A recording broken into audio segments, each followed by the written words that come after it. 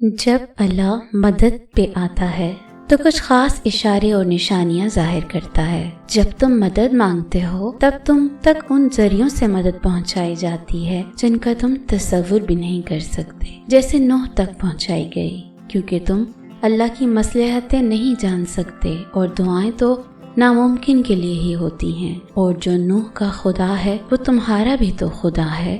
تم نہیں جانتے کہ اللہ نے تمہارے لیے کیا سوچ رکھا ہے، تم نہیں جانتے کہ اللہ نے تم تک تمہاری چاہت پہنچانے کے لیے کتنے انتظامات کر رکھے ہیں، تم نہیں جانتے کہ اس دیری کے بعد تمہاری ہر اس دعا کی قبولیت ہے جو تم مانگا کرتے تھے، تم نہیں جانتے جس کی ایک تجلی سے کوہ طور راکھ ہو جائے، اس کا ایک حکم کیا سے کیا کر سکتا ہے، تم نہیں جانتے کہ تمہارے خوابوں کو پورا کرنے کے لیے اس نے کیسی تدبیریں بنا رکھی ہیں، تم نہیں جانتے کہ تمہیں توڑنے میں ہی اس نے جوڑنے والے سبھی راز چھپا رکھے ہیں، تم نہیں جانتے کہ اس نے اختتام میں تمہاری رضا کو ہی تمہارا مقدر لکھ رکھا ہے۔ جب تم محسوس کرنے لگو کہ آخری حد تک آزمائے جا رہے ہو تو سمجھ جاؤ کہ تمہارے معاملے کا فیصلہ اور اللہ کی جانب سے مدد کا وقت یقیناً بہت قریب آ رہا ہے، بس تم اس اللہ کی جانب سے آنے والے حکم کے انتظار میں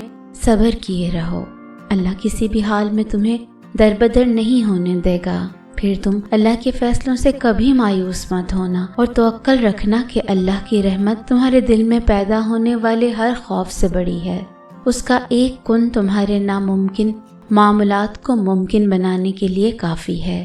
وہ ان کہانیوں کو بھی مکمل کر سکتا ہے جو تمہارے بس میں نہیں، تمہیں بس یقین رکھنا ہے کہ جو تمہارا ہے اس تک تمہیں پہنچنا نہیں پڑے گا، بلکہ وہ خود راستہ ڈھونڈ کر تم تک پہنچا دیا جائے گا۔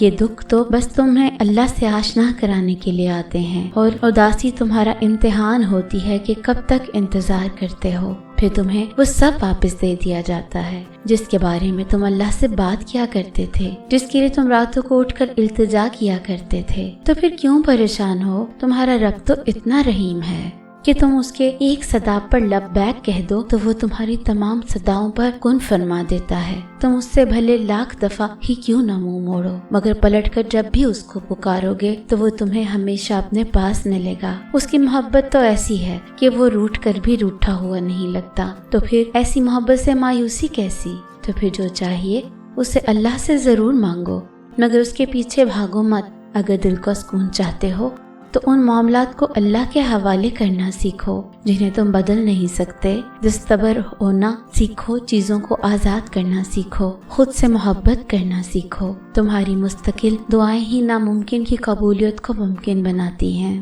تمہاری یقین ہی وہ دروازے کھولتا ہے جن کو کھولنا کائنات کی کسی شے کے بس میں نہیں ہوتا۔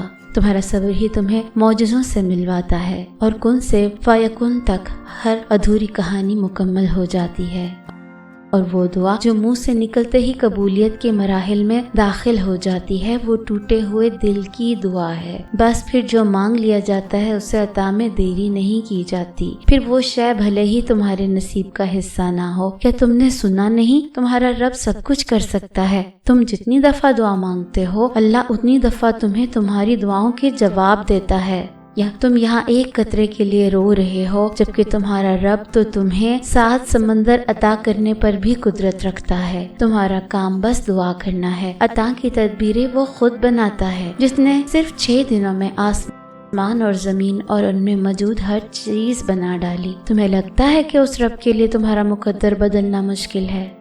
اس کے لیے کچھ بھی ناممکن نہیں، اس کے لیے کچھ بھی مشکل نہیں۔ اس غم کے بعد اس نے تمہارے لیے خوشی کو چن رکھا ہے، اس مشکل وقت کے بعد تمہارے لیے آسانیاں ہی آسانیاں ہیں انشاءاللہ۔